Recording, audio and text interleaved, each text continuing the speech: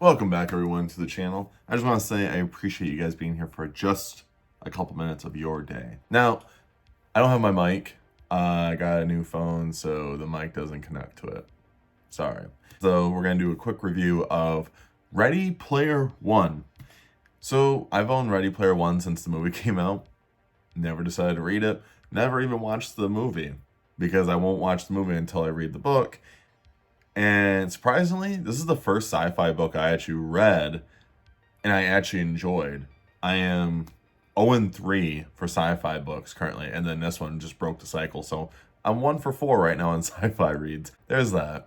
So Ready Player One is kind of interesting because it's VR, but because the actual world itself kind of sucks, and everyone just will live in the virtual world with VR headsets. And I think that's such an interesting idea. It was where people just escape, kind of meet characters through it. And you don't know if what they actually look like is what they look like in real life.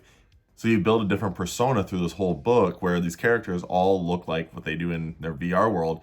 And the question is, do they look like what they do outside of the world? And there's a bunch of 80s nostalgia. And my problem is, when I first read this, I was like, oh my gosh, this is just pulling heartstrings, man, of people who grew up in the 80s.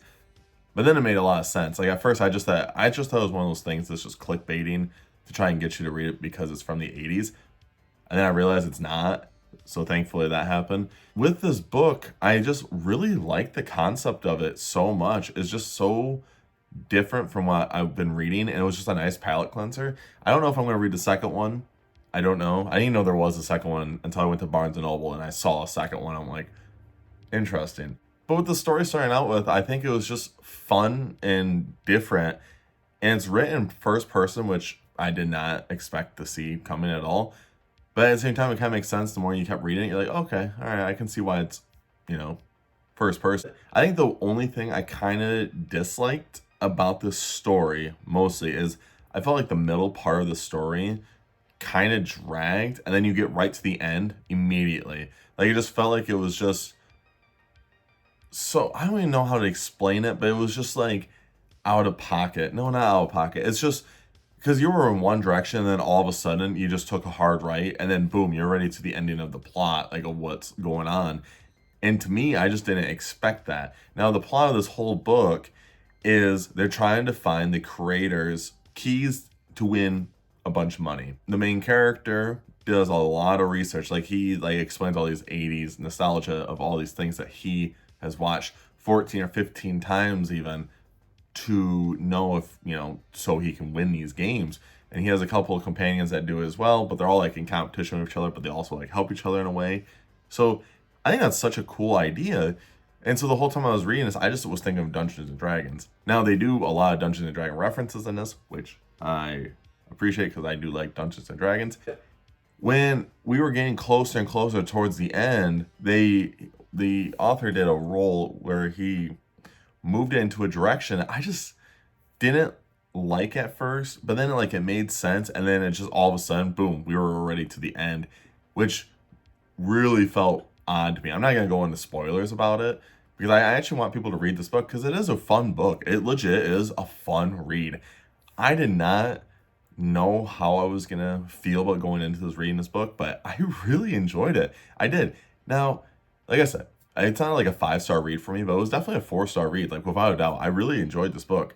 I didn't expect it to be so good. Like I said, I thought it was gonna be one of those hype books where I was like, oh gosh, it's only good because of certain premises, or maybe it was just talked about a lot. Oh, I actually really did enjoy it. I just didn't expect it to go the way it did towards the end. I think that's fine. I think it was just such a fun read where you kind of just enjoyed it. It took me 2 days to read this book because the pacing, like I said, is pretty quick too, which makes it easier to read the book. To me, I'm not a big video game guy, but I do like a lot of the 80s things. I grew up with parents that obviously grew up in the 80s. So I got to experience a lot of things they enjoyed growing up as a kid. I got to watch a lot of these movies that he referenced, a lot of shows he referenced, a lot of these music they referenced. And so it really just was making me remember being a kid growing up and listening to this stuff, watching this stuff. And it felt really good living through that again. It just really made me feel young again for a moment. With that all said, like, I did enjoy this book. I think it was honestly really fun.